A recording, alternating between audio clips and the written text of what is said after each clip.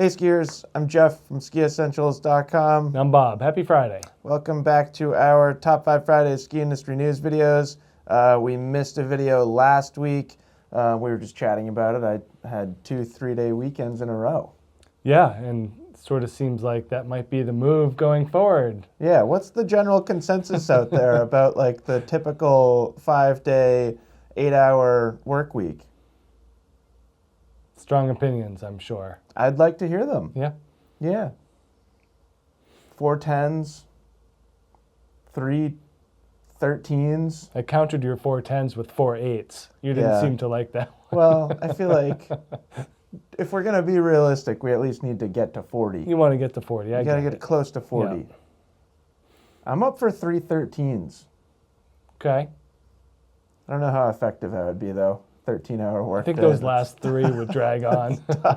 Yeah. Anyways, yeah, welcome back. Good to be back in Top 5 Fridays. I don't have a tremendous amount of stuff to talk about before we get right into the news. We did put a couple of DPS skis up here, and that is just because we've started production on kind of our in-studio ski test stuff. So we host our on-snow 3-day formal ski test event, tons of people, tons of brands.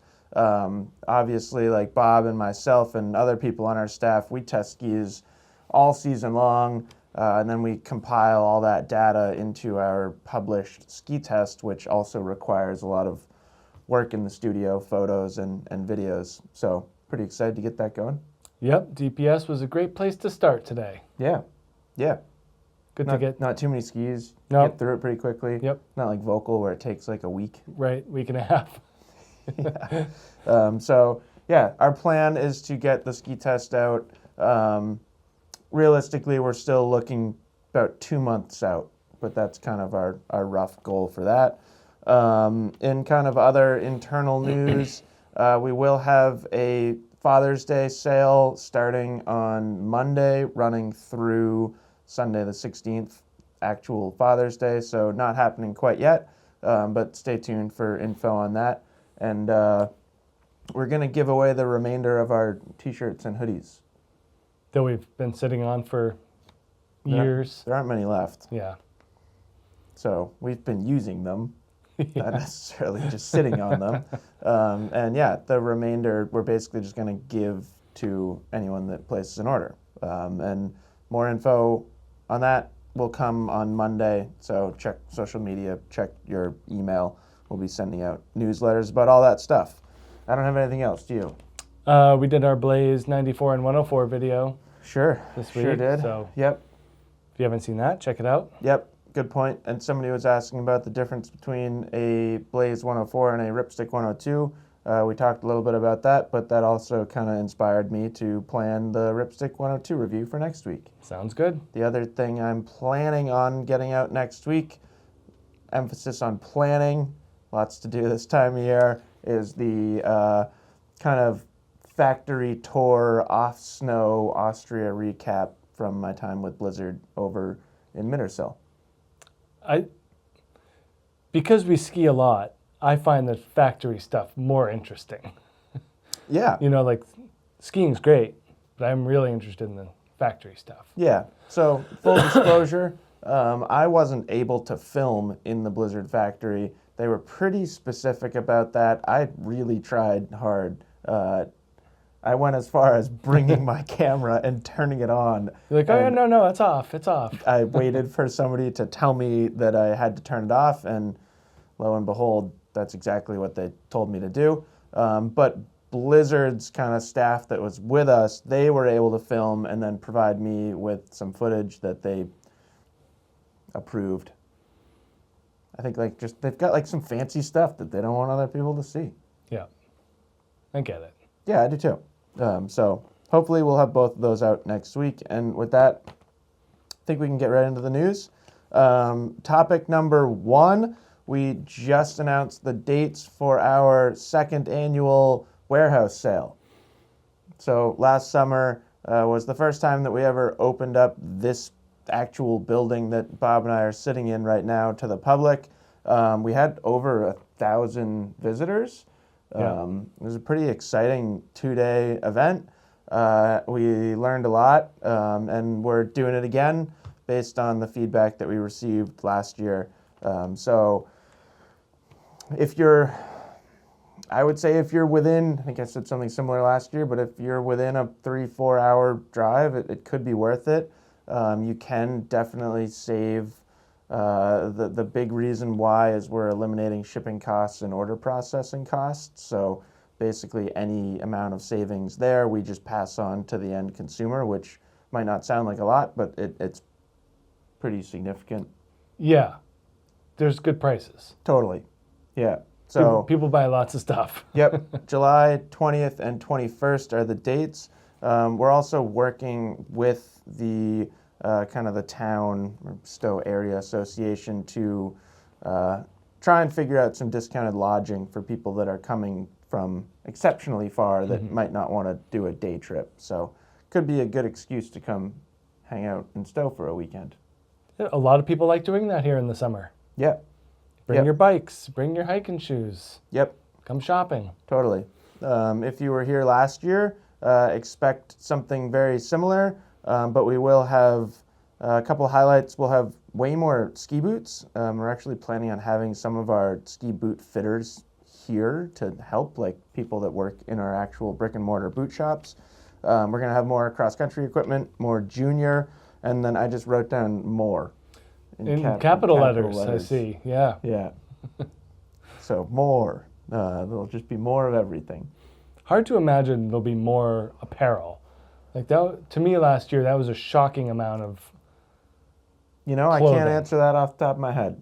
Yeah. I'd have to go get my laptop and bring up our inventory and check. And it's not like we sold it all. Like after 2 days of people... There was still some. You bought some. Yeah, I bought stuff. Matt bought stuff? Yep.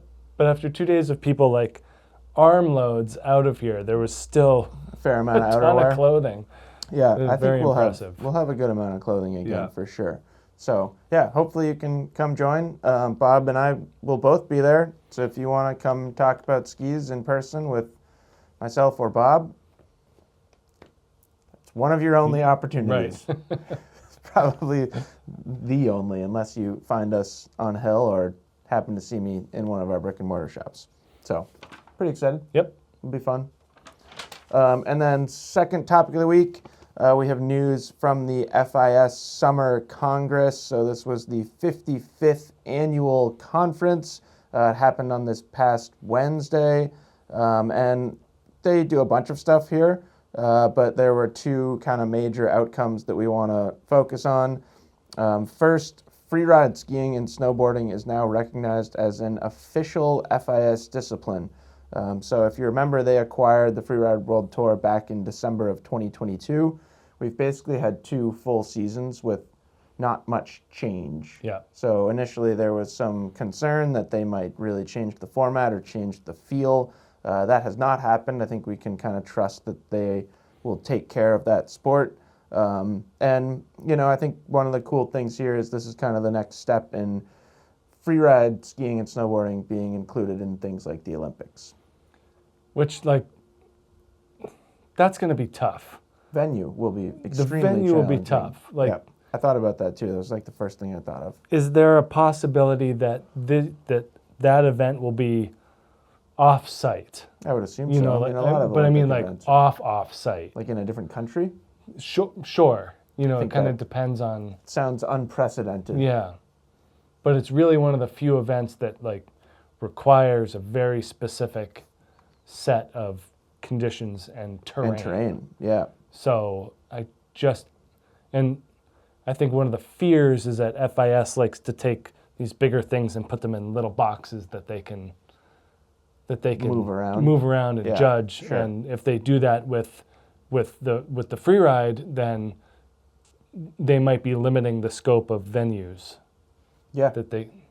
I don't know. yeah, I always felt like that's how, moguls got really shrunk into a box. Like you have to go ski in this box, you have to do jumps in this box, yep, and you have to go that fast. yep. I think the fear is that they'll do that with freeride, and then they need to have a more standard area. Scoring system. Yeah. Yeah. No, I understand. So it'll be interesting to see how I that think you're plays voicing the concerns of many skiers. Time will tell, Bob. I can't answer your questions. Like, what if they have the Olympics back in Lake Placid? They're gonna Yeah, do a white face. do the slides. Yep. That'd be pretty cool.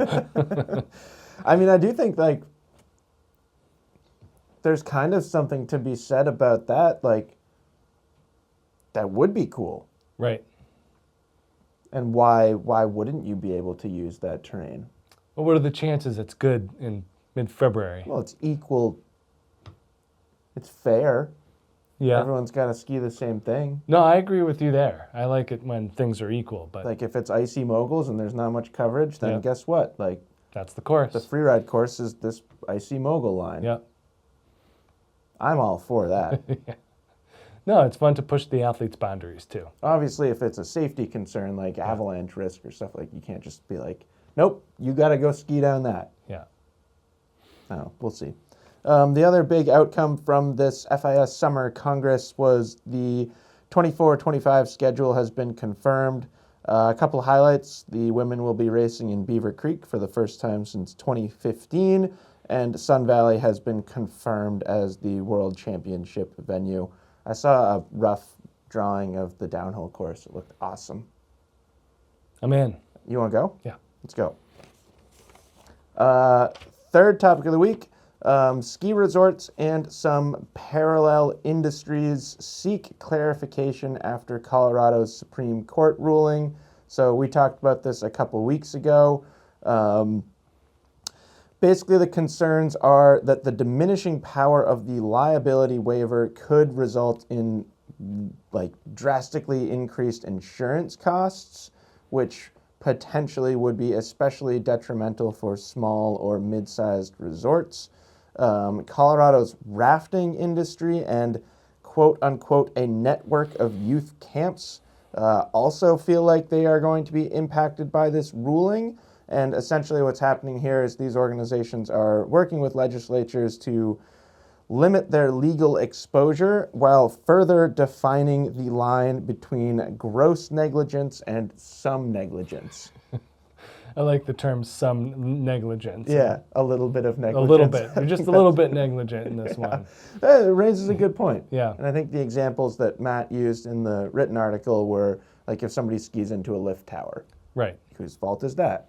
But then like if a snowmaking gun melts out during a day, I thought that was an excellent example. Right. Like, is that negligence on the resort for not like digging out that snowmaking gun before it melted out?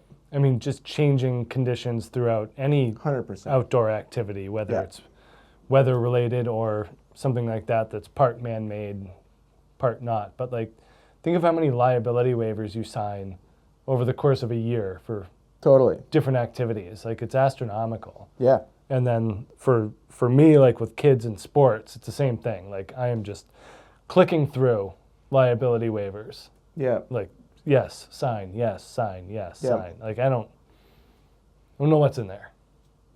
But Well, knock on wood. yeah, don't need it.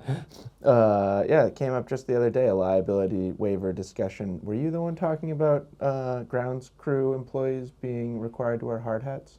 No. No, this was a conversation that happened at the golf course. So apparently there's an increase in the amount of people that just hit balls at workers. Not necessarily intentionally, but like don't wait Right. for people to stop mowing. That's just happening all over the place now, and insurance companies want maintenance employees to wear hard hats. I mean, if you've ever seen anyone get hit in the head with a golf ball, Oh, yeah, it's not a good. good thing. No, it's not good. So, yeah, My response to that was, give me the liability waiver. I'm not wearing that hard hat. right. I'll pay attention. Get out of the way. But anyways, I do think that's interesting, and I'm sure there's going to be a lot more to come on that. So we'll keep you posted. Fourth topic of the week. New York's Windham Mountain Club has tweaked their semi-private business model.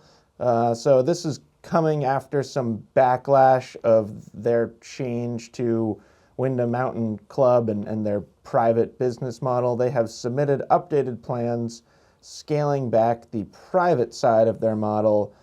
So basically this past season, they reduced the total number or the total limit of on-hill skiers from 7,000 to 4,000. So almost cutting it in half the amount of people that they'll allow on the hill.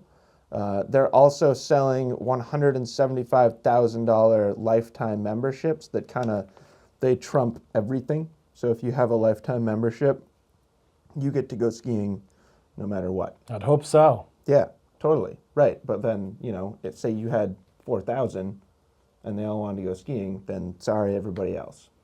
Right. So $175,000 for the ability to go skiing feels ridiculous. I think we can all get behind that. Yeah. And I'm sure there's Windham fans, but might not bring up the altas of the more prestigious ski areas of the world. That Sure. It's not one of those. Yep. But the other thing that they did is they stopped selling public lift tickets on Saturdays and holidays. The change that they have proposed will bring back public tickets on, again, quote unquote, most Saturdays and holidays, leaving them the opportunity to limit certain days, which I understand on peak periods and stuff like that. They also plan to cap the lifetime memberships at 1,500. So essentially, worst case scenario, there would be 2,500 public tickets available. Did you do the math on the membership? 175,000 multiplied by 1,500? Yeah. I did not, but So it's 1.75. Wait, no. Hold on. I got to add how many zeros? What is a lot. It's 260 million. So it's about $250 million Okay. of revenue for the private people, Yeah. which is it's a good chunk of change that they could raise. I think I would have got that. I was going to add 3 zeros to 175,000 Yep. and then cut that in half and add it in. Yeah, I just used a calculator. Well, I would have. I was getting there, Bob. But I think it's funny if you were one of those $175,000 members, and then there's just regular people skiing at your mountain. Yeah. Like I can imagine Oh, a rift. I 100%. Yeah. I It's kind an of interesting I concept. kind of want to go experience the rift. Yeah. You pretend to be a member. Wonder what these people are doing there. No, I think I would lean the other way. You would berate the members? This feels like it's taking it a little far. Yeah. I don't know. Let us know what you think if you live in this area. And then finally, we have our edits of the week. So I bet this will be the last one, but we have one more recap from Kimbo Sessions. This time it's from the perspective of Niklas Eriksson. And then second edit of the week, rewatch Hoji's pillow segment from the 2017 MSP movie Drop Everything. And then finally, we have the point of view video from the winning run from Red Bull Hardline, the mountain bike race. And it is insane. It's like heart in your throat.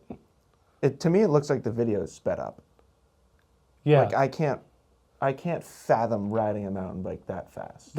In the first part, like the opening sequence, like the front tire is all over the place. That's the part that's most impressive to me is Yeah. how fast they ride that top section. Yeah.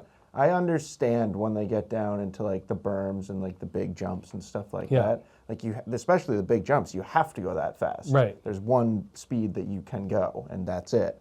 But the way he rode through that top section, and I would say that I'm not a slow mountain biker. Is that safe? Is that fair to say? You're pretty quick. Like, I would say I'm an above average mountain cyclist. Yep. To me, it looks absolutely insane how fast he's going. Yeah, but a lot of I don't. It's crazy. It's beyond my scope. Yeah. So check that out. Yeah. I watched the whole thing too. It was really fun watching Hardline. It's a great event. So nuts. Yeah. My fiance was watching it with me. She watched maybe like 15 minutes with me, and she was like, She had to turn away. yeah. And she said something like, "This has got to be like the most anxiety-inducing sport to watch." The margin for error is just razor thin, and Yeah. it's catastrophic. It's Totally. not. Yeah. It's not like, oh, you might be okay. Like you're Yeah. gonna you're going to get messed up. Yeah, those guys are insane. Yeah. So that's it. Hope everyone has a fantastic weekend. Stay tuned for more info about our warehouse sale. And yeah, strongly encourage people to come join. Yep, for sure. It's pretty fun. There'll be food trucks. We have an ice cream truck. Yep. Bob's children will be selling lemonade. Yeah, they want to do a lemonade stand for, well, they did it for Vermont flood relief last year, but hopefully there's no flood and they can do something like the Vermont Food Bank or something like that. Yeah. Considering the weather pattern that we've been in the past few years, maybe they should donate it to the flood relief anyways. A pre-flood. Yeah, just kind of pad their pocketbook a little bit. So, but yeah, no, they did great last year. Yeah, they did. Yeah, it was super fun. So hope to see you there. Hope everyone has a fantastic weekend, and we will talk to you next week. Bye.